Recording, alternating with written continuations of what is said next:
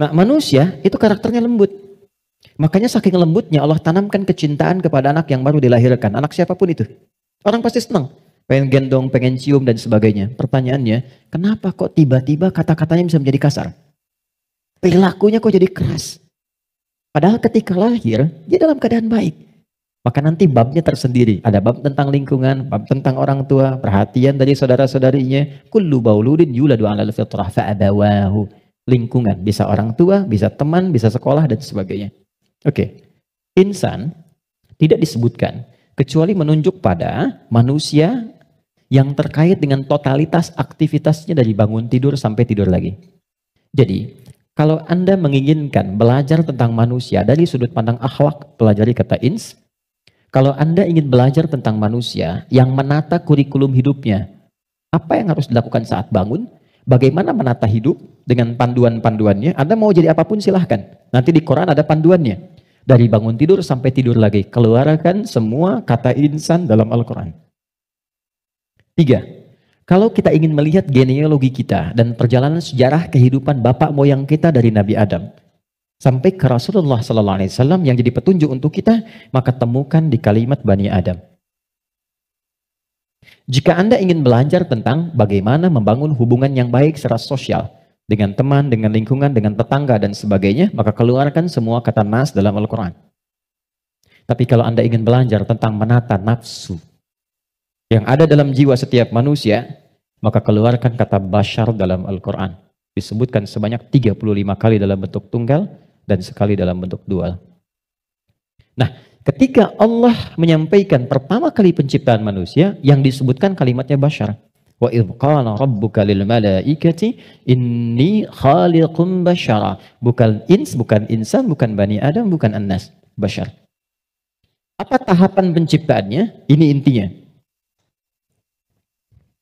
Wa idh qala rabbuka lil malaikati inni khaliqum bashara min salsalin min hama'in masnun fa idza sawaituhu. 1. Membentuk manusia, mencipta manusia ada 2 tahapan kata Allah. Pertama fisiknya dulu. Maaf, ini secara teori dulu ya. Baik. Fisiknya dulu. Jadi yang dibentuk berproses, fisik nanti berlangsung selama 4 bulan dalam kandungan. Ini detailnya ditemukan. Misal di Quran surah ke-22 Al-Hajj di ayat yang kelima, atau di Quran surah ke-23 Al-Mu'minun dari ayat ke misalnya 11 sampai dengan 15. Hadisnya di Al-Arba'in An-Nawawiyah nomor hadis yang keempat. Contoh, saya cepat bacakan. Inna ahadakum yujma'u fi batni ummihi arba'ina yawman nutfah. Setiap anak cucu Adam sebelum terlahir dari rahim ibundanya akan mengalami proses selama 40 hari pertama pertemuan spermatozoa dengan ovum, proses. Thumma yakunu mithla dzalika 'alaqah. 40 hari yang kedua membentuk zigot yang mulai menempel di dinding rahim, mulai berproses. Thumma yakunu mithla dzalika mudghah. 40 hari ketiga berbentuk mulai ada daging keratan, mudghah. Sekarang di kurikulum kedokteran di fase modul awal, namanya modul tumbang, tumbuh kembang, itu sama, diksinya sama, menggunakan kata mudghah. Pernah ada anak dari UIN kedokteran datang ke saya, Ustaz saya minta belajar. Saya bilang, Anda dari mana? Kedokteran. Berikan dulu semua modul Anda ke saya untuk saya pelajari dan saya belajar dari Anda, baru kemudian Anda boleh belajar dari saya. Maka saya temukan di antara modulnya ada kata mudghah di dalamnya. Baik, itu usia 4 bulan, 40 hari ketiga. 40 kali 3, 120 hari, 4 bulan. Thumma yursalu ilaihil malak fayanfukhu fihi ruh. Ini poinnya. Di usia 4 bulan ini, barulah diperintahkan oleh Allah ditiupkan roh. Karena itu kalau ada yang tengah mengandung, usia 4 bulan, itu rohnya sudah masuk. Ya? Dan di situ nanti ada tuntunan. Bagaimana mendidik anak sejak dalam masa kandungan. Kami pernah share ini di hari Quran dan dipraktekkan. Alhamdulillah begitu anaknya mulai bicara yang keluar Quran. Dan setelah itu dicek kemudian oleh ustadz yang mengecek ternyata telah hafal Quran 30 juz. Dalam baru bicaranya itu. Lalu diurutkan 3 tahun usia hafalan, 3 tahun usianya hafal Quran 30 juz. Di antara amalannya Quran surah ke-7 ayat 189. Falamma taghasyaha hamalat hamdan khafifa famarrat bi sampai ke ujung ayatnya da'amallaha rabbahuma la in ataitana salihah lanakunanna minasyakirin. Jadi kalau ada yang sedang mengandung, di antara sunnah membacakan untuk anak itu suami istri. Bukan hanya istri saja, suami saja. Suami istri berdoa, itu doanya ada di Quran surah 7 ayat 189. Satu ayat ini saja. Ya, secara singkat. Saya agak cepat, roh ditiupkan. Nah, roh ini sumber kehidupan. Saya mau tanya begini, maaf ya, ini saya sederhanakan sekali. Kalau roh sumbernya dari mana? Halo? Roh sumbernya dari mana? Allah, oke? Okay? Baik, sumbernya dari Allah. Tahu dari mana? Quran surah ke-17 ayat 85. Wa yas'alunaka 'anir ruh qulir ruhu min amri Rabbi. Karena roh sumber kehidupan langsung yang ditiupkan pada fisik. Jadi generator kehidupannya di sini. Kalau nggak ada roh, nggak akan bergerak ini. Makanya orang meninggal, dicabut rohnya, sudah nggak bisa bergerak lagi. Nah, sumber roh itu sumber kehidupan dari Allah. Baik, sekarang saya tanya, kalau Allah maha baik tidak? Ada aibnya tidak? Ada cacatnya tidak? Lihat, kumpulan semua kebaikan, jika dikumpulkan, jujur, sabar, misalnya kan, kalau kita kumpulkan sifat-sifat baik itu, semuanya, itu akumulasinya disebut dengan takwa namanya. Karena Allah itu maha baik, nggak ada cacatnya, maka semua yang bersumber dari Allah pasti semuanya baik. Dan membawa sifat-sifat kebaikan. Perhatikan, fokus. Roh ini ketika ditiupkan, masuk ke dalam fisik manusia usia 4 bulan, dia membawa sumber-sumber kebaikan. Karena datangnya langsung dari Allah, diperintahkan masuk, maka membawa akumulasi kebaikan. Maka selain roh ini masuk ke dalam fisik, dia juga membawa potensi-potensi kebaikan yang disebut dengan takwa. Ini fa'alhamaha fujuraha takwa. Pelan-pelan. Kalau fisik ini langsung dari Allah atau ada proses dulu? Terbayang nggak maksudnya? Kalau roh itu kan langsung kan? Allah firmankan, masuk kan? Kalau fisik langsung tercipta ada proses dulu? Proses. Tadi kan sampai 4 bulan demikian. Sebelumnya ada proses dan sebagainya. Proses kan? Karena proses didahului dengan ikhtiar, maka tidak sama sifatnya dengan takwa. Dia membawa sifat bawaan disebut dengan fujur. Sekarang perhatikan, saya ilustrasikan. Bismillah.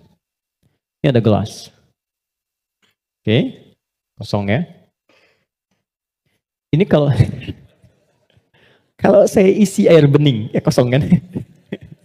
Saya bukan ingin sulap ya, jangan ingin tunjukkan.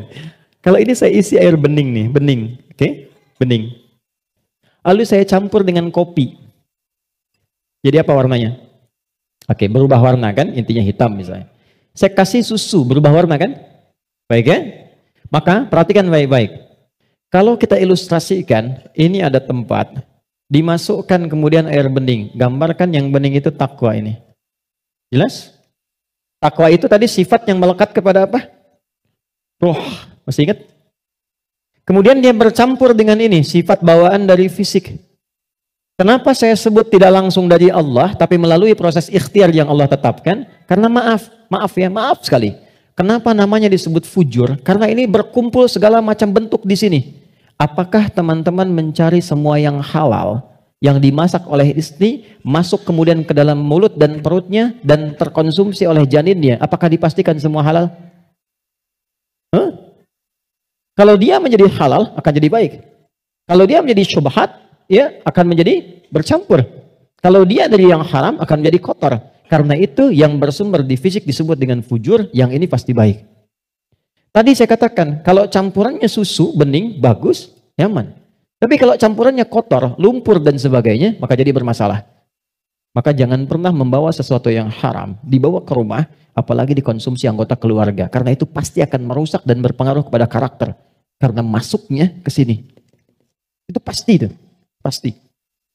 Ini bawaan dari gabungan fisik, sifatnya fujur, yang ini roh membawa sifat takwa. Karena takwa yang bening bercampur dengan fujur, maka merubah keadaan roh. Yang tadinya murni seperti biasa, karena roh membawa sifat takwa, nyampur jadi ini, bercampur dengan fujur. Maka merubah nama roh kemudian menjadi nafas. Pelan-pelan, pelan-pelan.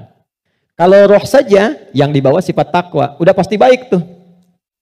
Tapi karena dia bercampur dengan ini, yang bahannya banyak tuh, ya, dan sifat fujur, maka berubah nanti dari sifat yang takwa ini bercampur dengan fujur, merubah nama roh saat masuk ke dalam tubuh, berubah menjadi nafas. Dari sini diserap ke dalam bahasa Indonesia menjadi nafas. Ya, maka dikatakan seseorang bisa bernafas ketika rohnya masuk. Tapi dalam keterangan Al-Quran bukan cuma bisa nafas, di situ akan tergabung takwa, potensi yang dibawa oleh roh sebagai sumber kebaikan. Di sini ada fujur, potensi yang dibawa oleh fisik, ya, yang kadang-kadang menjadi lawan daripada sifat kebaikan. Pelan. Sampai di sini bisa dipahami? Artinya apa? Artinya, maaf, di dalam diri kita ini, siapapun manusianya, pasti ada potensi kebaikan. Itu sifat dasar manusia itu baik. Itu sifat dasarnya. Nggak ada yang nggak baik. Makanya, maaf, sepencuri-pencurinya pencuri, sebetulnya hatinya menolak. Ketika akan mencuri, pasti hatinya menolak itu. Itu salah. Karena itu pencuri nggak mau dicuri. Coba kalau 3 orang mencuri, yang satu misalnya menyembunyikan hasil curiannya, maka bosnya akan berkata, maling kamu. Padahal mereka baru maling.